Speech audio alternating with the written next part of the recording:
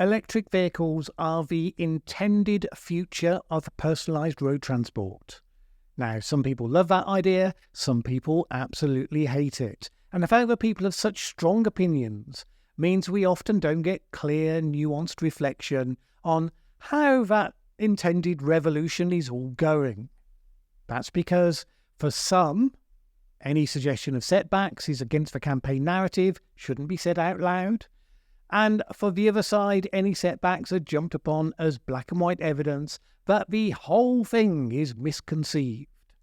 Well, let's see if we can step apart from both of those filters and explore the actual fascinating realities of what is, after all, a massive experiment being conducted by the human race as it tries to do something it's never done before. Fascinating because the scale of what's being attempted is huge, and equally fascinating because it's hitting some inevitable and pretty sizable bumps in the road. That's what we're going to be talking about in this video.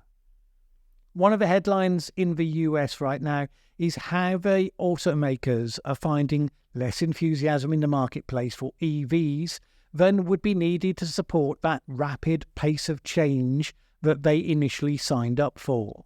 General Motors, for example, signalled in an earnings call last week that it was scrapping its stated targets to build 100,000 EVs in the second half of this year and 400,000 in the first half of next year.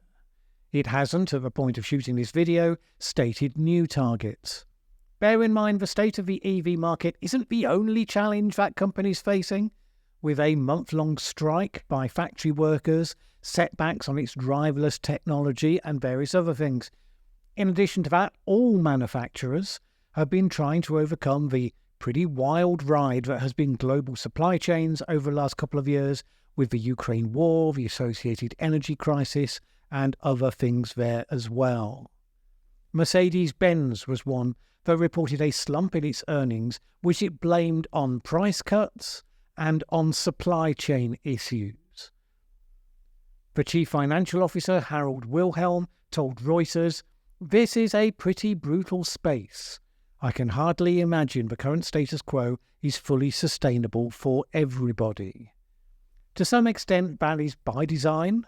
In an emerging market, you get companies employing whatever tricks they can to put themselves in a dominant position for the future. So one of the challenges has been that margins on EVs have been lower than before, with some of the deep-pocketed traditional players selling their EVs below the level of internal combustion cars, despite the fact that they actually have higher production costs. If you do that for a while, you can discourage some of the competition, achieve a degree of market penetration in the new emerging market that will then survive the later price readjustment.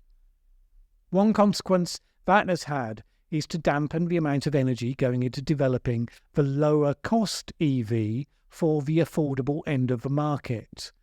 So Honda announced that it's abandoning its plans for now to develop a lineup of smaller sub-30k EVs that it was intending to do in collaboration with General Motors. The collaboration was because they thought that by joining forces, they'd be able to reduce battery costs more quickly.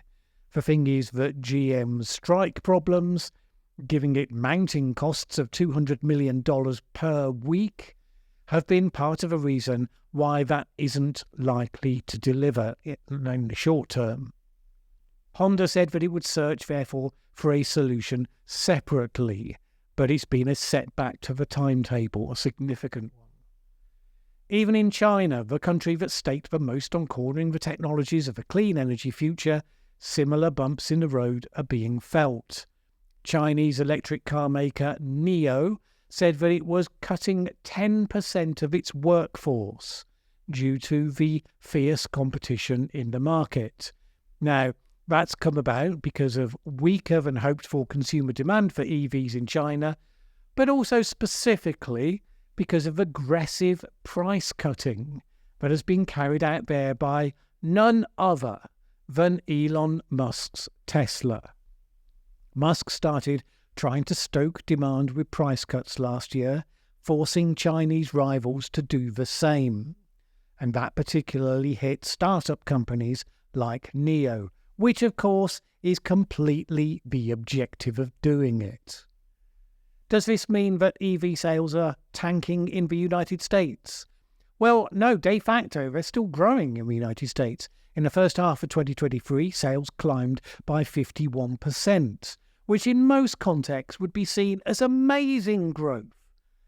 Not so much, of course, when you're selling the story of a transformative technology that must be adopted at massive scale and rapid pace. What's pulling the automakers up short is the fact that the pace of growth has flattened. It had all seemed possible, nay, maybe even inevitable, when it was growing at 71% in the second half of 2022. But in the US, at least, EVs still cost around $4,000 more than their gas-powered equivalent, so there is a natural constraint on how the market is going to grow, left to its own devices. In some places, the transition to EVs has been going better. So Thailand, for instance, has seen EV uptake so rapid in the country that it has just reduced the amount of subsidy that the government's been giving to the new vehicles, since demand doesn't seem to require such high incentives. In the second quarter of 2023, Thailand was the site for around half of all electric vehicle sales in Southeast Asia, according to data from Counterpoint Research. What does that mean? In practice, that the percentage of cars that are electric has gone from 3.8% last year to an expected 8.7% by the end of this year. Still less than 10%, but more than doubling in the course of a year. That remains a significant shift.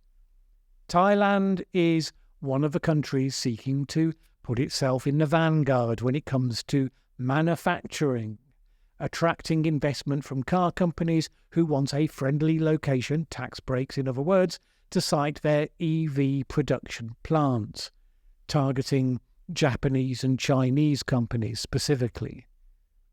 So you might then ask, well, where in the world has the switch to EVs been going the most well to date? And is there anything we can learn from the state of things there? That would be Norway. Over the last decade, the Scandinavian country has been massively ahead of the pack. The government pitched in pretty early with very generous subsidies, by which I mean EVs were exempted from its normally draconian taxes on new cars that typically adds $27,000 to each sale. Plus, it invested massively in a network of chargers, so you can generally easily find one when you need it. The result of that has been that 83%, I repeat again, 83% of the country's new car sales are electric. And that has led 1 in 4 cars currently on the road to be EVs, and surface transport emissions have fallen 8.3% between 2014 and 2023. Now that's huge. For context, just 13% of the EU's new car sales are EV, 7% in the US. And on traditional geopolitical logic, Norway is one of the last places you would have expected this to happen. I mean, doesn't have any major homegrown motor manufacturers to be the driver, and as a country, its dominant export, you guessed it, is oil and gas. That said, the fact that Norwegian electricity is comparatively cheap compared to many other places, thanks to extensive hydroelectric power, that was a factor in favour. But if we might expect that there would be setbacks and unintended consequences in the rapid shift to the new technology, Norway is where you should expect to find it first, you would think. One of those unintended consequences has been that all that subsidy has been most flowing to the affluent citizens who could buy as many high-end EVs as they wanted. But low-income Norwegians became much more priced out of being able to own a car at all. Arguably, that's from the sizable whack of the government tax, which wasn't added to the cost of a vehicle to encourage the switch. That's just how high-taxing Scandinavians go about raising revenue. So it was kind of built into their system before EVs even came along. But even so, given the penetration, and like Thailand, the Norwegian government is starting to scale back its support. So it recently changed the tax breaks so that only the first $45,000 of the purchase price of the EV is tax-free. Ironically, in Norway, it's the die-hard environmentalists who hate the success in EVs the most. They want to see fewer cars in the cities at all. They want to see more e-bikes, more public transport, more regular cycling. What they particularly hate is that the popularity of EVs has basically entrenched car ownership and car use within Norway, with people making their own decisions, that kind of stuff. Ulrik Eriksson, author of the book A Country on Four Wheels, told the website Vox, "Climate change gave Norway an opportunity to change how we travel. I worry we had this once-in-a-generation chance to fix our transportation system, and we blew it." This, of course, plays straight into the complaints that some make about environmentalists, that they see climate change as an opportunity to push for the sort of outcomes that they have always preferred anyway, rather than as a problem, nay, a crisis, to be pragmatically solved, going along with the grain of what people actually want in order to make the solutions palatable. On the other side, with some people dead set against the technology because of their own political perspective, you get a number of people jumping enthusiastically onto every single setback and amplifying their importance. That can make it harder for the rest of us to work out what are the real problems, what are the solvable problems, what are the roadblocks that could derail the technology. So, for example, some insurers have been uncertain as to the degree of extra risk they may or may not be taking with EVs. There are certainly credible stories about how relatively mild damage that would be cheaply fixable with a standard car may lead to huge expense with an EV, where you can't afford to risk a damaged battery at all, because that could lead to a fire further down the line. This seems like a road bump rather than a terminal issue, partly because for a number of insurers, they put on a pause while seeking further data.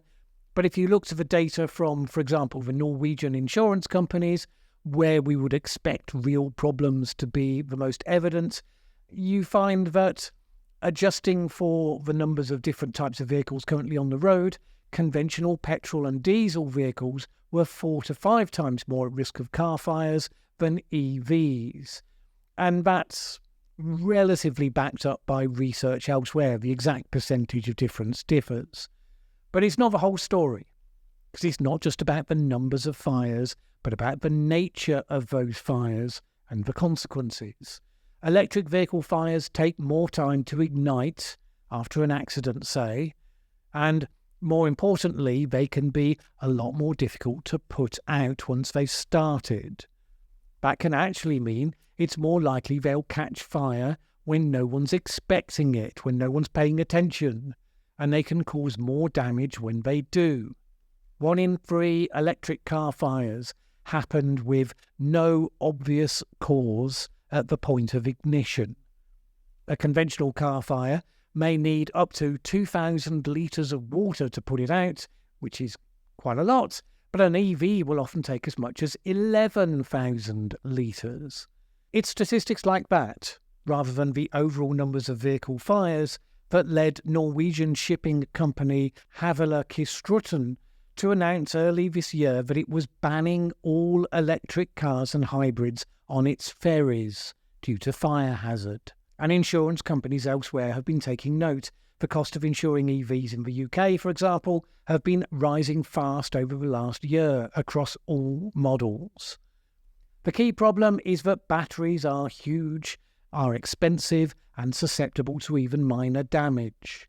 The challenge for governments wanting to push for technology as the new normal is that although running costs have been on the cusp of breaking even, those higher insurance costs now push that equation right back to the beginning wrong place. In time, you would expect that this will be a problem that will get solved.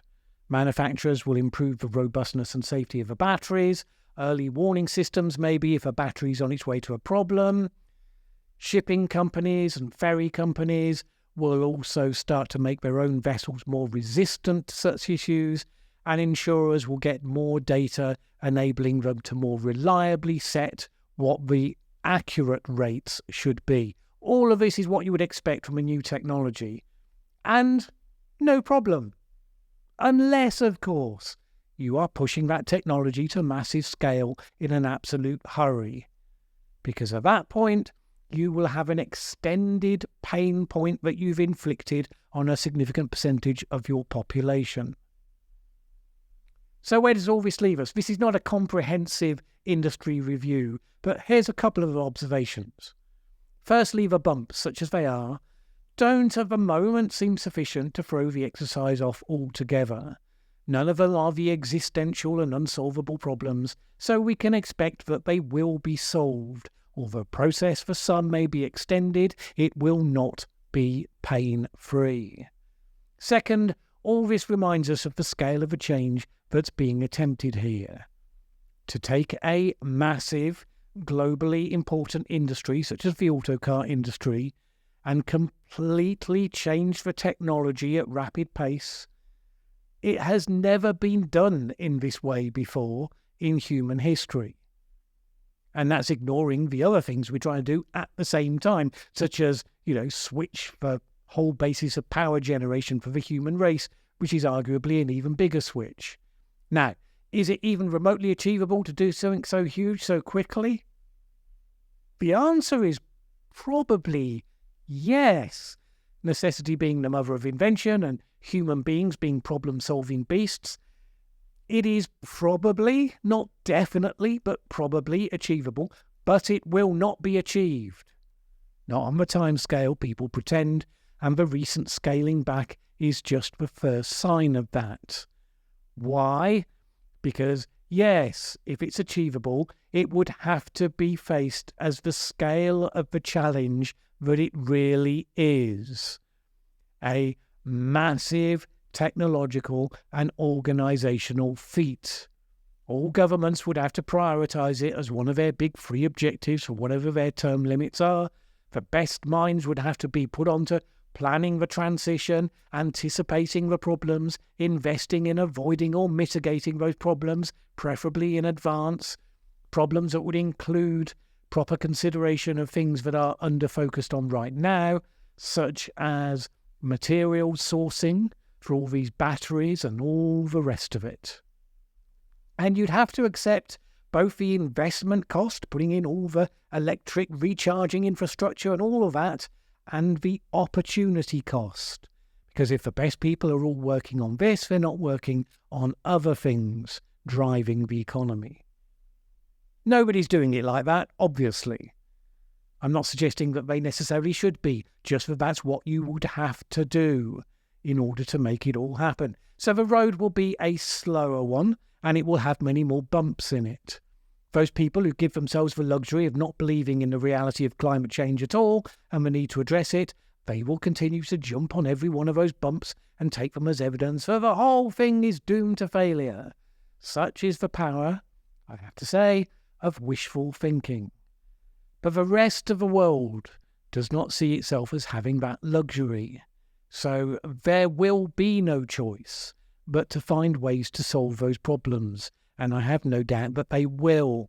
It's just that having spent a number of years pondering the alternatives, such as hydrogen fuel cells, I don't think that's going to involve moving to an alternative solution to the current basic one that we have with EVs. But the only thing we can predict for sure is that whatever we do over the next 10, 20 years, nobody much is going to be happy about it. Many will be jumping up and down at every slowdown and setback, saying it's not moving fast enough and therefore it's a catastrophe.